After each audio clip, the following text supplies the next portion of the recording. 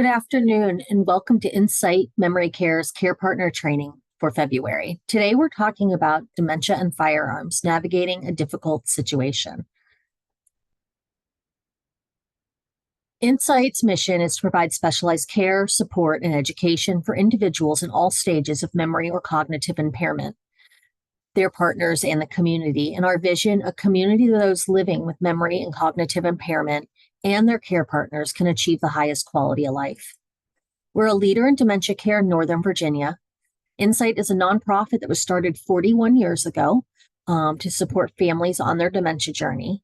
Our care is specialized adult day programs for people in all stages of dementia journey, from early stage all the way to hospice care. We connect by building relationships and supporting care partners on their journey. And with our creativity, we have dementia experts sharing their knowledge and resources because every journey is unique. So this topic is near and dear to me as I do a presentation on older adults' mental health and suicide prevention. And I wanted to get that second piece to it of how to have that safety. So we have Be Smart here. And Be Smart is a campaign that was launched in 2015 to promote the responsible gun ownership in order to reduce the deaths, injuries, and trauma that can result from a child or teen accessing a gun. They've now gone into looking at veterans and older adults, which is lovely. Since that time, Be Smart volunteers have encouraged community leaders to come together to emphasize the importance of gun safety and the everyday actions we can take to keep guns out of the hands of people that are not in the best place to have them. So I want to introduce Lisa. She's going to start. Let me unshare my screen so she can share hers. We also have Jim and Sarah on as well. They're going to help with some pieces at the end with some Q&As. Just a couple housekeeping things while Lisa shares her screen. We are recording this. You can ask questions. Feel free to put them in the Q&A. And we're going to bring up all the questions at the end. So we'll let Lisa get through her presentation first. So welcome and go ahead. Thanks, Melissa, and thanks to Insight Memory Care Center for the services you provide and for having us. Again, my name is Lisa Park. I'm a physician, pediatrician, a local Be Smart co-lead, and I'm joined by my colleague, Sarah Alpamonte, who's the state community lead for Be Smart, and Jim Edriconis, who is also in is our community engagement lead. So we'll get right started. Oh, actually, let me give you a little heads up. So as Melissa elegantly shared, we are a organization that is all volunteers, and we are supported by Everytown for Gun Safety to bring together all adults concerned about gun safety. The general overview of our talk will be about 20 minutes. I'll talk about statistics and a very practical framework to consider how to talk about firearm safety. And then the next 20 minutes will be Sarah and Jim, if he wants to share about personal experiences and tips for having these conversations, which can be quite challenging. And then the last 10 to 20 minutes, we'll have questions.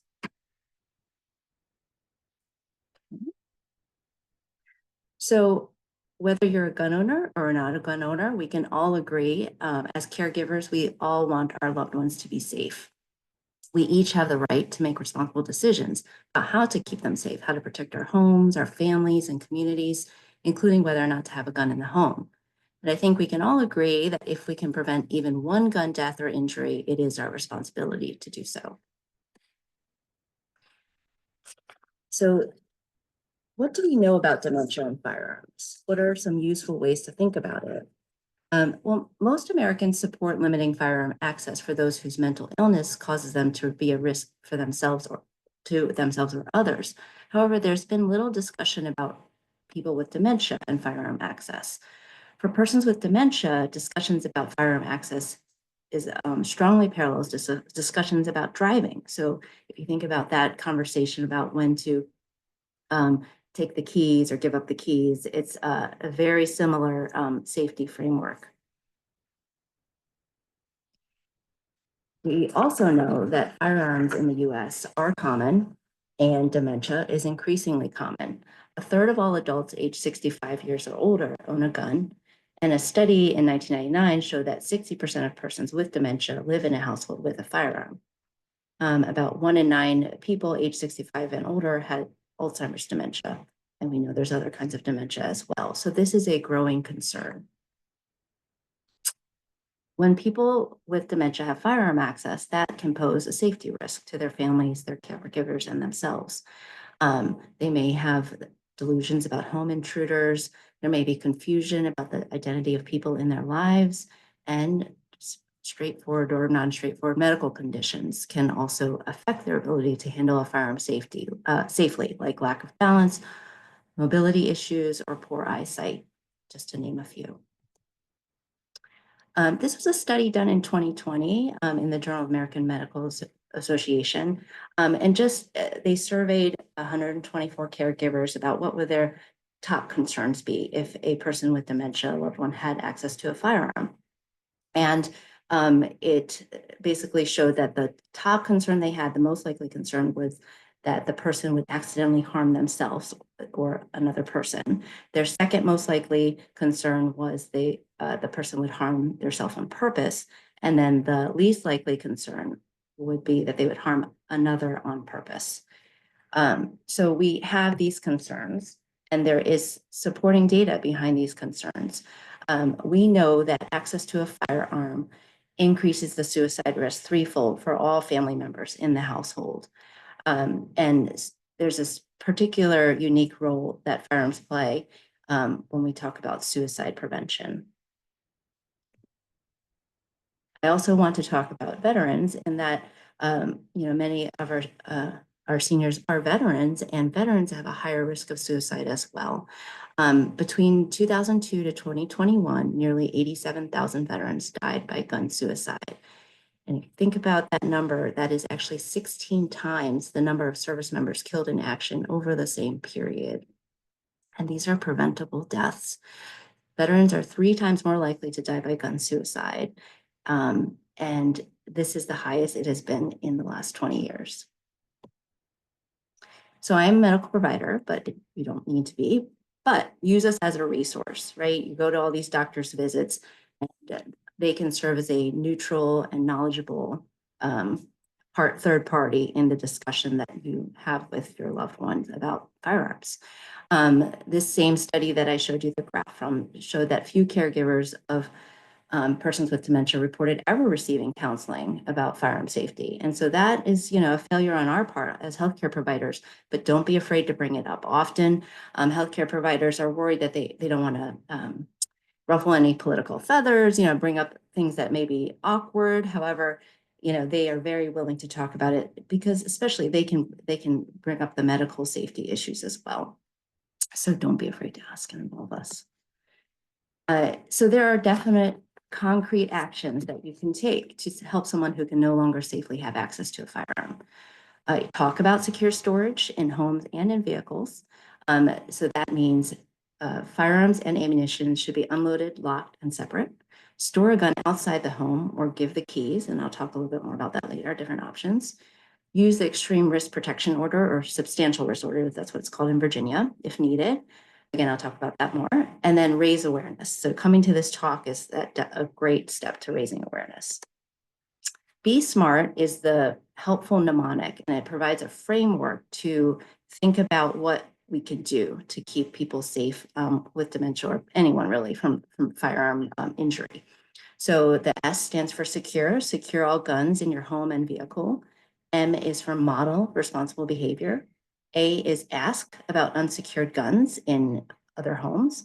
R is for recognize the role of guns in suicide. And T is tell your peers about Be Smart.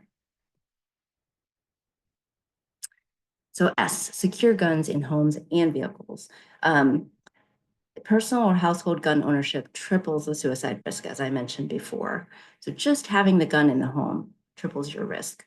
So you want to store these guns locked, unloaded, and inaccessible. It's basic security. And then, especially if you have someone in acute crisis or at risk for suicide or with, ongoing depression that's not going well, limiting the gun access in a moment of acute crisis reduces the death by suicide. It's also important to remember that hiding a gun is not securing a gun. So as I mentioned, I'm a pediatrician, so I might have these talks with parents as well who talk about, oh, I've, secured the gun. Yeah, it's, in my closet in the bedroom. The kids can't reach it. But, kids get into everything. So similarly, think about, just thinking that you hid the gun in a secure place is not really secure. You need to really take those extra steps of separating the firearm from the ammunition and locking it. This is a picture of a biometric lock and safe. And so the way that they open are with a fingerprint, just like your phone, or with a combination. And so what we often hear is, oh, I don't want to lock up my gun because I'm using it for self-defense, for safety, and I won't be able to get to it in time. But if you think about how quick it takes to open your phone, it's a second, right? So this is a similar concept, and it provides quick access if you need the gun to the person that is supposed to have the gun. These are some options for secure storage. On the left side, that column is in-home storage. So we just talked about a locking box or safe. And there's all different sizes, depending on what you need. And then you can also disassemble or disable the gun to make it really secure. And then on the right is out-of-home options. So transferring the gun to a family, friend, or neighbor, someone trusted, where it's also secure. And this is just takes that extra step of distance, right? It's farther from the person that you have a safety concern about, so they can't access it right away. This may require a background check depending on what state you live in, so just check the laws. Some gun shops or shooting range also have the capability to store guns in private lockers or have pickup services, or you can give away or sell the firearm. So these are all different options depending on your case. M stands for modeling responsible behavior. Going back to that medical piece, dementia, as we all know, causes changes in the brain that can mean even the most responsible, skilled person is no longer safe around firearms. So it's important to consider firearm storage and safety early before someone is hurt. Someone the person with dementia trusts and respects should have the conversation with them as early as possible. Consider making a firearms advance directive, just to, it's similar to the medical advance directive. While a person is, in a good state, that they can have a reasonable conversation with you, thinking about it and honoring their values goes a long way when you really need it. If we have time, I'd like to share this video about firearm, creating a firearm life plan. So I think I'll try. It's always dicey when I go out of this thing. Let's see. Is this okay?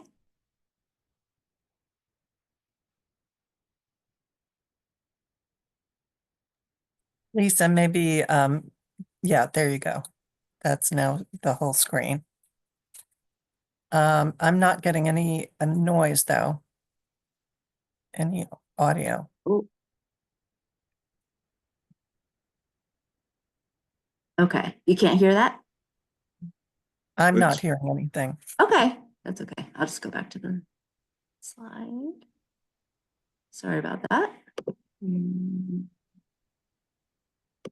Just do that. Get back in.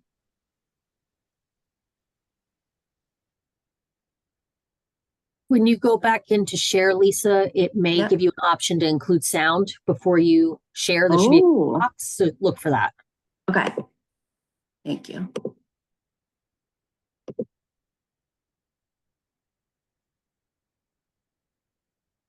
Wow. Learning every day. Okay. Okay. Here we go. I'm going to try it one more time, okay? Let me know. Responsibility and safety, training and preparation, protecting family and community. No matter the reason you have firearms, these ideals are shared by many responsible gun owners. And responsible ownership means planning for the future, even things we hope don't happen. Illness, medications, and even normal changes from aging can affect your ability to safely handle firearms. If you could no longer operate your firearms safely, what would you want to happen to them? Responsible ownership also means making decisions about what will happen after your death.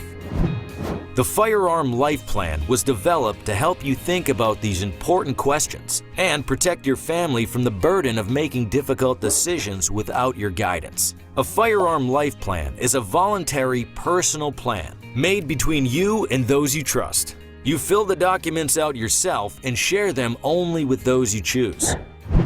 These easy-to-use documents will help you keep track of important details. The Firearm Inventory Worksheet outlines what you want done with your firearms and when.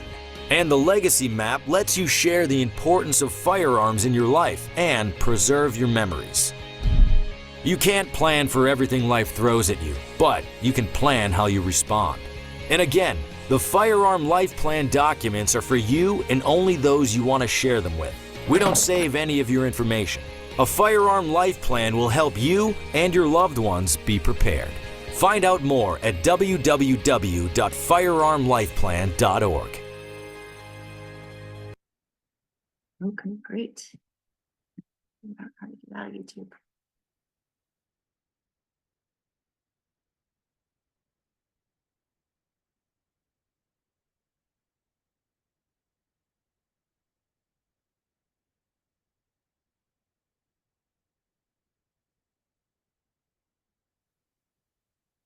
Thank you for your patience with that.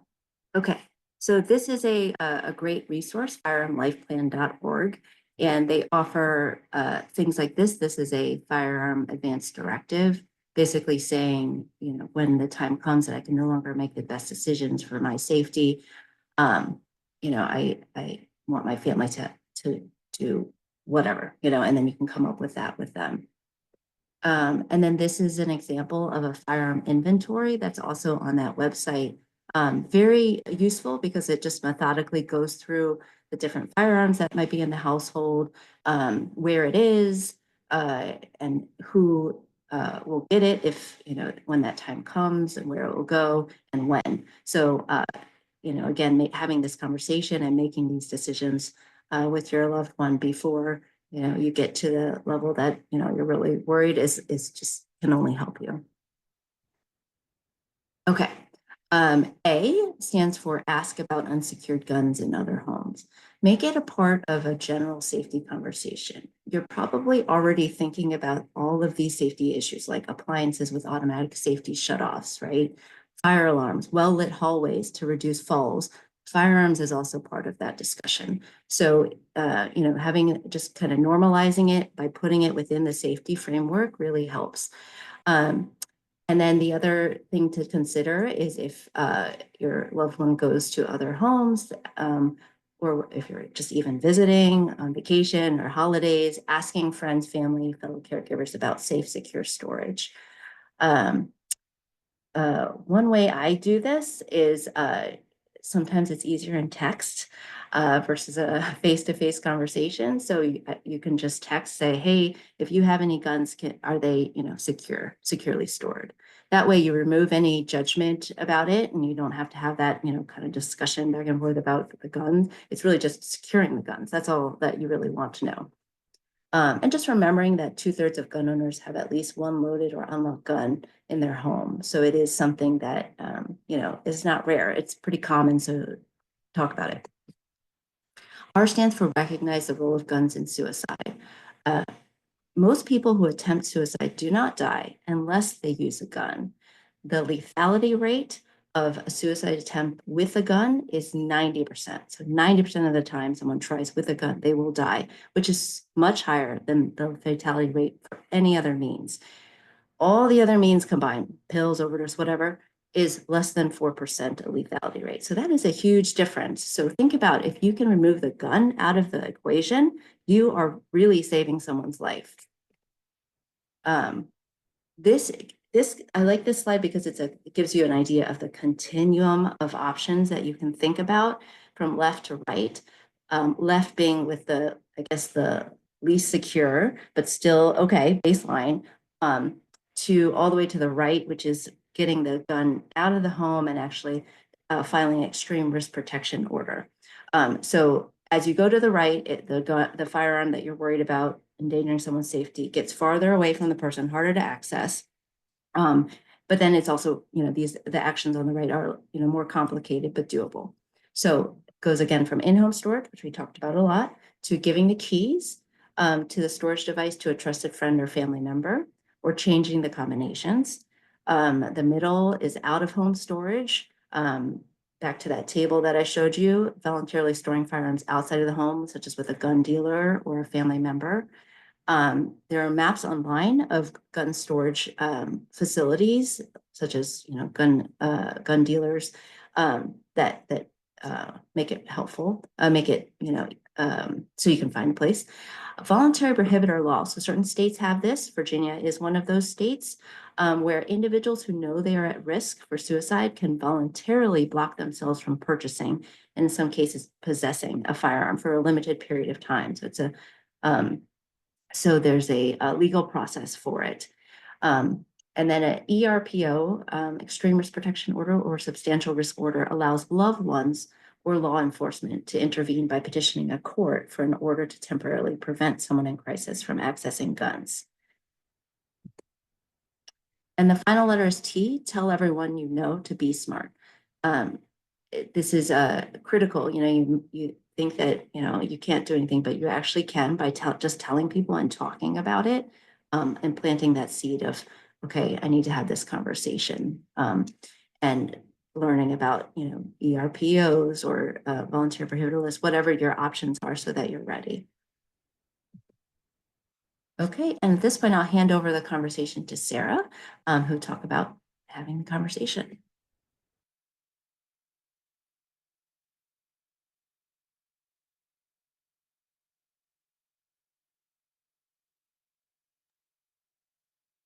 Okay, so I'm so glad to be with everybody today. Good afternoon. Can everybody hear me?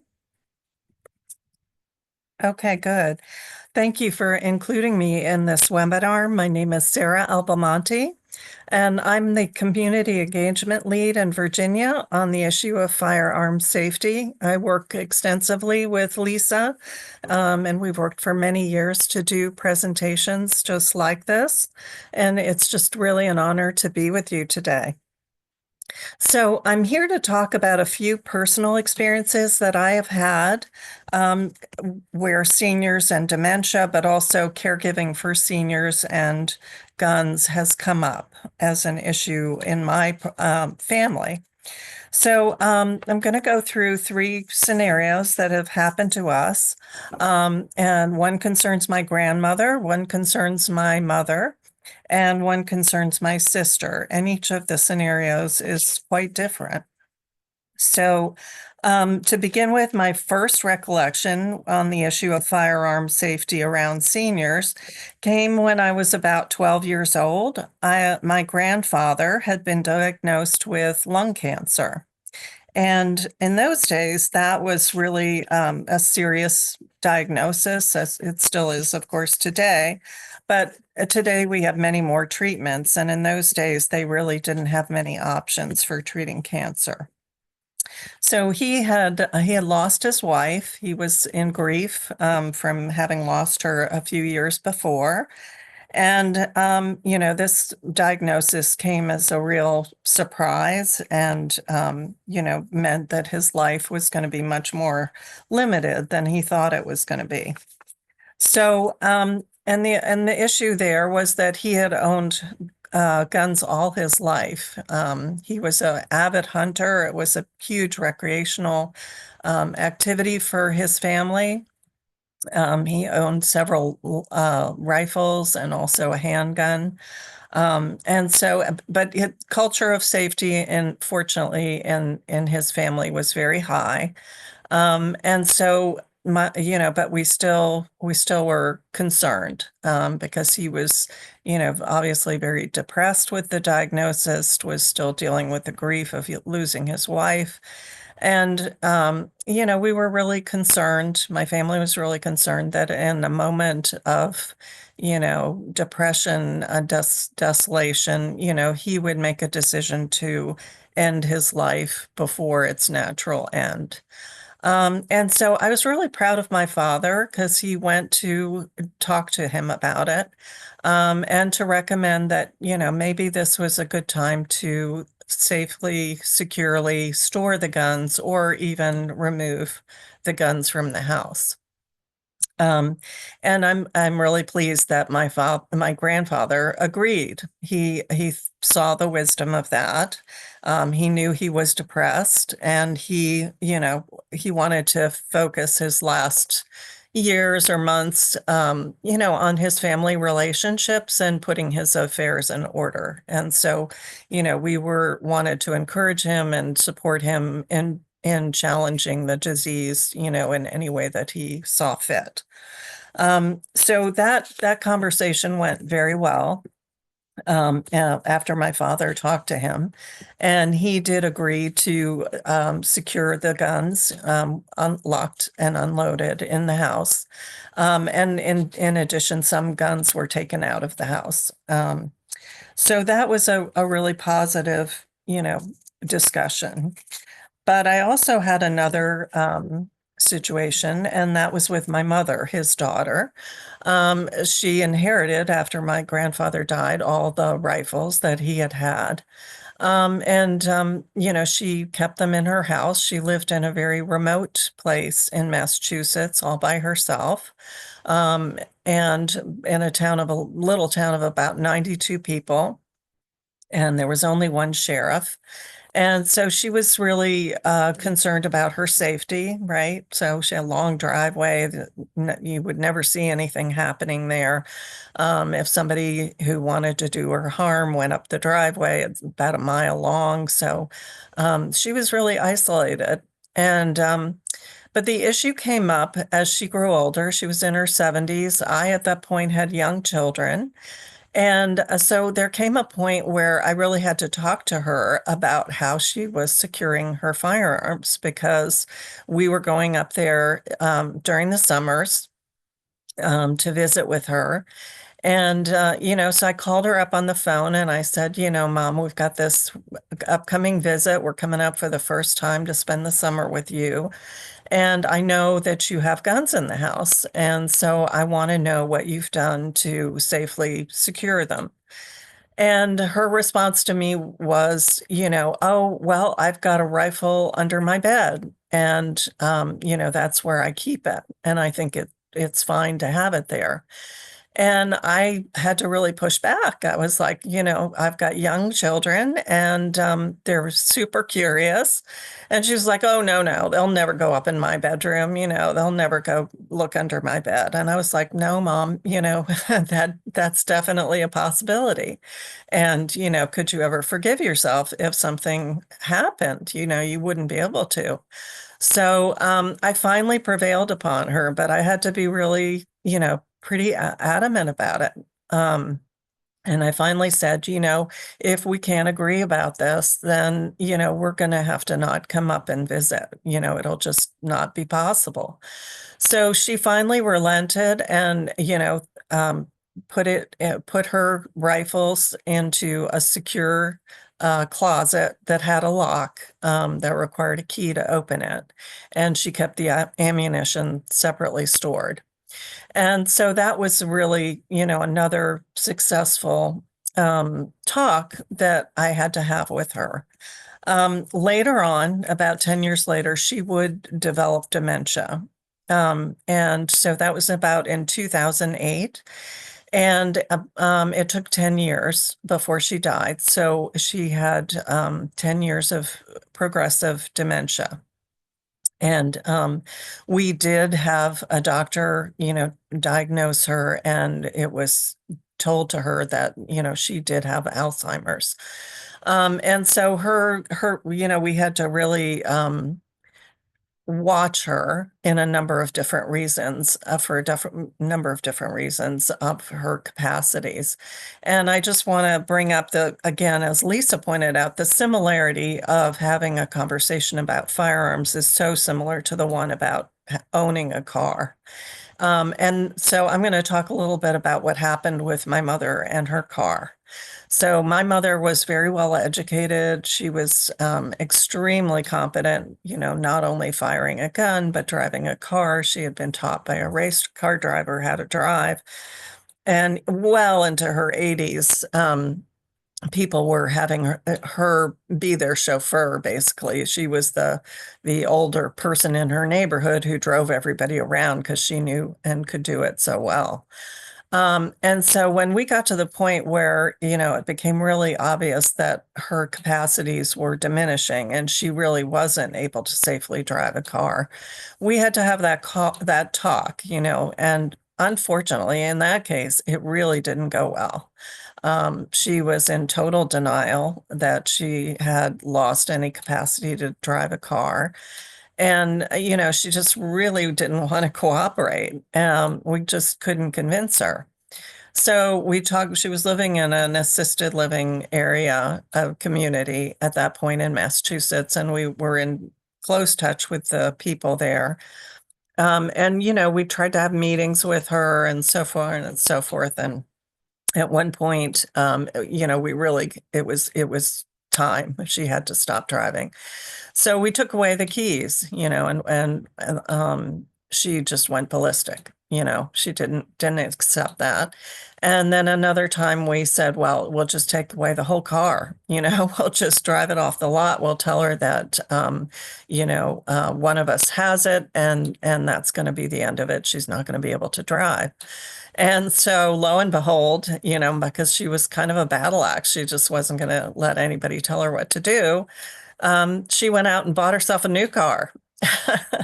And so, I had to call the dealership up and I had to say, look, this is not a person that can own a car. She has dementia.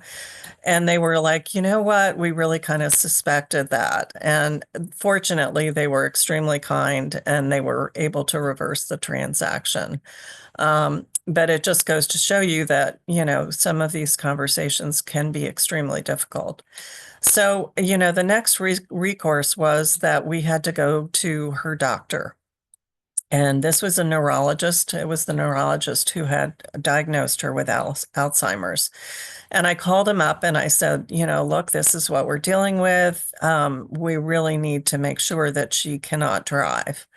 And so he immediately understood. He was like, okay, I get it. I totally get it. You're the young child. You're the child in the family, and she's never going to respect your authority on something like this. He said, let me deal with it. And so he was kind enough to have us come in, and he spoke to my mother personally, and she did respect his authority. He was, a doctor. She really liked him. He'd been extremely good about breaking the news to her about her Alzheimer's. And, and he said, look, Rita, it's just time for you to stop driving. There's just no ifs, ands, or buts about it. And he said, I'm going to write a letter to the Department of Motor Vehicles, saying that you cannot and can no longer have a license. And then I'll send you a copy as well. And so that's what he did.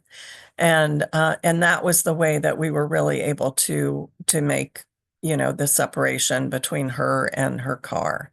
And so I just throw that out there as kind of one of those situations where you might have to have a similar conversation with another person, a doctor or a healthcare provider or counselor, to really be the authority in the room with the person about how they need to secure or remove a firearm or a car.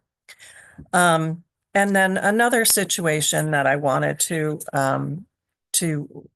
go over with you is with my sister. So my sister was 71 at the time. And unfortunately, she was experiencing a mental health crisis. And this was something that had been going on for 2 or 3 years, but she refused to get any evaluation or diagnosis. And I worked with her husband, my brother-in-law, but he really didn't see this situation in the same way. And so he wasn't really enthusiastic about getting her diagnosed either. He was just wanted to take care of her in the home. But it was a very serious mental illness. We suspect that it was a paranoid schizophrenia. And so she had a lot of delusions about people coming after her, threatening her life, this sort of thing. And so she constantly was terribly, excuse me, afraid, and agitated, and paranoid that somebody was trying to harm her or even kill her. And so it came down to the point where she wanted a gun, and she was really, really determined to have a gun. And of course, I was not in the same state. I was in Virginia. She was in Massachusetts with her husband. And it didn't even occur to me that they would keep guns in the house under such a situation, but apparently they did. And she eventually prevailed upon her husband to give her a gun. And unfortunately, she immediately used it to kill herself. So that is a failure, of a situation where she really should never have had a gun. And those around her should have taken it away and made sure it was secure. So, I just bring up all these scenarios because there are just sort of myriad ways that, an older adult in particular, can become incapacitated from being able to handle a firearm safely. So I really hope that just by describing these situations, maybe some of them could relate to things that you've seen or heard or experienced yourself. And I hope you'll feel free to ask us questions, that relate to what you're going through. So thank you again so much for having me and giving me this opportunity to share. Thank you, Sarah. If anyone has questions, please put them in the QA, and we will gladly ask them. They have graciously provided us with a bunch of resources, and we are going to attach them with this recorded webinar on our webinar page. We're also going to add them to a safety section on our resource page as well, so that you can look back at the different resources and all the different things from them. Because we think this is important. You may not need it right now, but you may need it later. So, Jim, did you have any insight you wanted to share? Yeah, if nothing else, just to allay any fears that people had. Why is that guy sitting there? He hasn't done anything. To some degree, I approached this Zoom seminar by accident, as life happens. But when I first got out of college, I joined a choir, a glee club with my parents and a lot of older people. So I've always been kind of an old soul, and now I'm just old. But I've always had a soft spot in my heart for the elderly. And even though I taught middle school for 30 years, where I met Sarah's children, I retired after that. And then I met Sarah's mom in the assisted living place where I worked. And so one of the issues that sort of dovetails together between what Lisa mentioned and what Sarah mentioned is sometimes it's difficult to diffuse or divert the bad cop that we have to be when it comes time to take on these roles.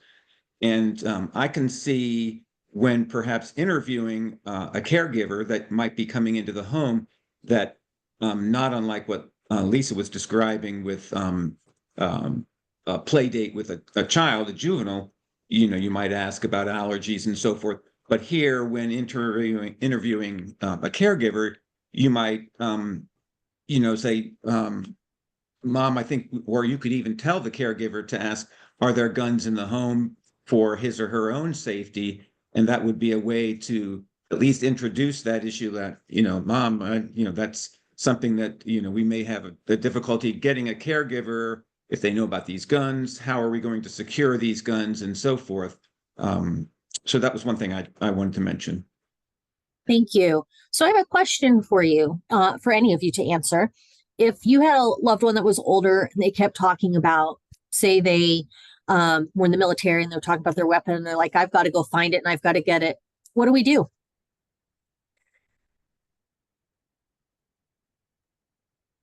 So you're asking, you're just leaving it open, I guess, intentionally. So Yeah. I gotta go find it. Okay. Yeah. So And what this would you is say to them? someone with dementia? Yeah.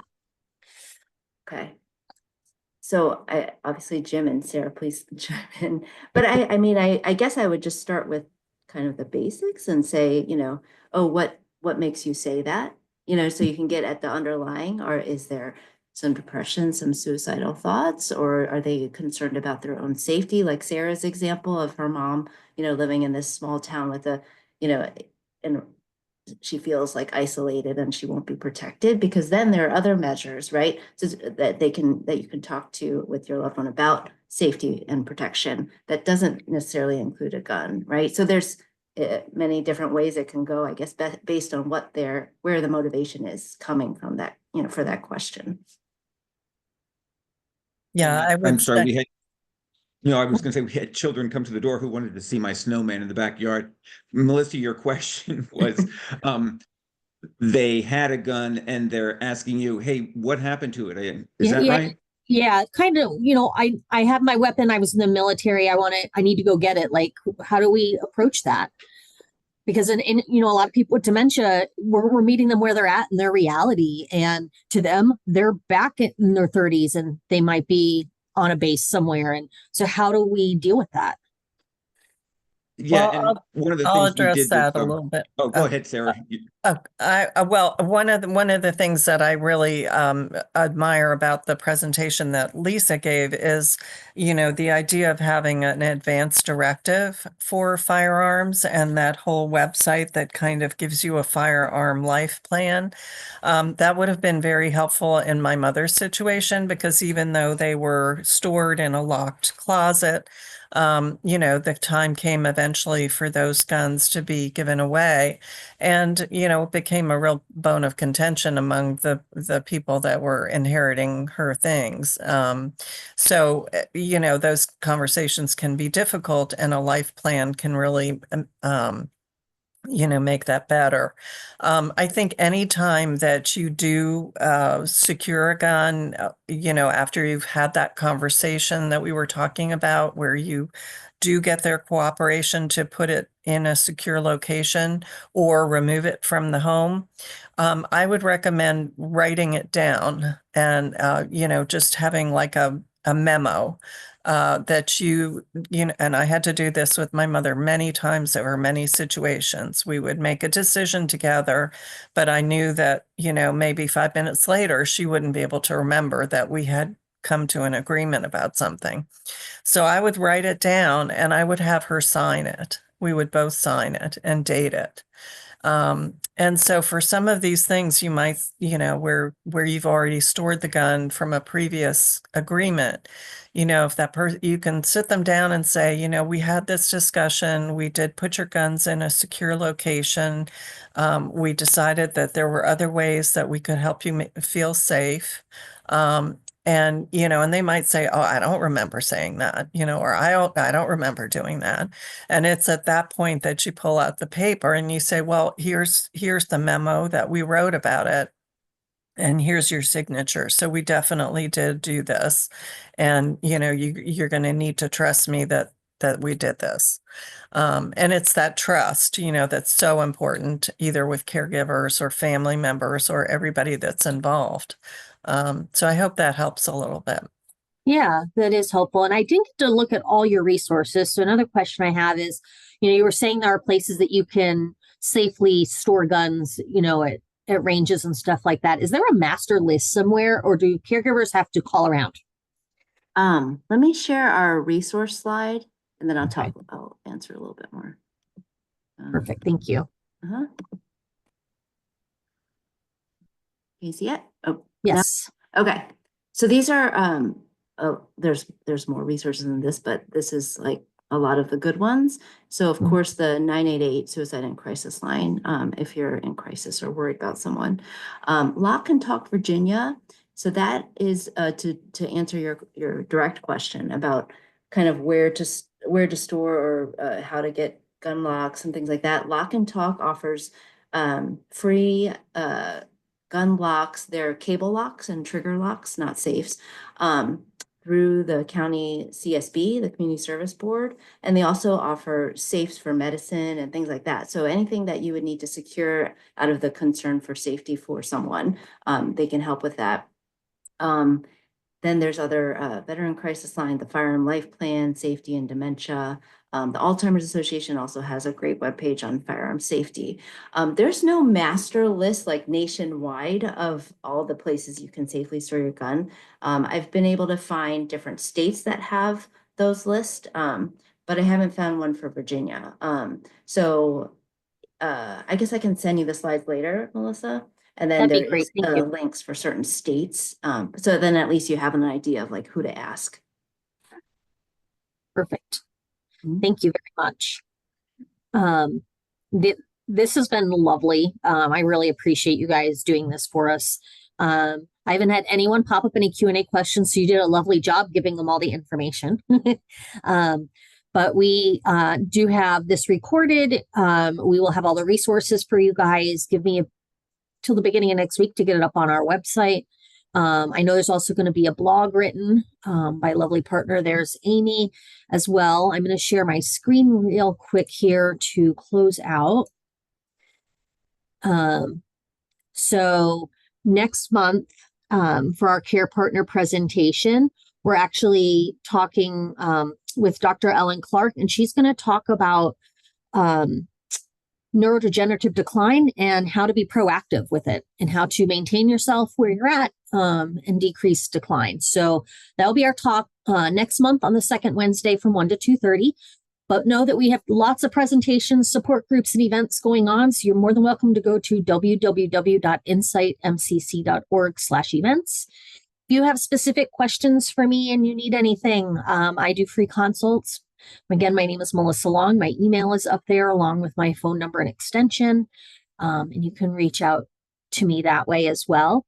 But thank you again to Be Smart for being here for us. And I am sure if you guys had more in-depth questions that we can't answer with all of this and the resources, I'm sure that they have an email that you can find on their website and probably reach out to somebody. If I'm correct in that, Lisa? Yes. Okay. You have my email, and that's fine to use. Okay. We can also give talks at, kind of churches, community Yeah. organizations, just spreading the word. Perfect. Thank you so very much. Everyone stay warm and safe with the snow and hope you're making more snowmen. And we will talk to you guys next month. Thank you. Thank you. Thank you. Bye-bye. Thanks, Melissa.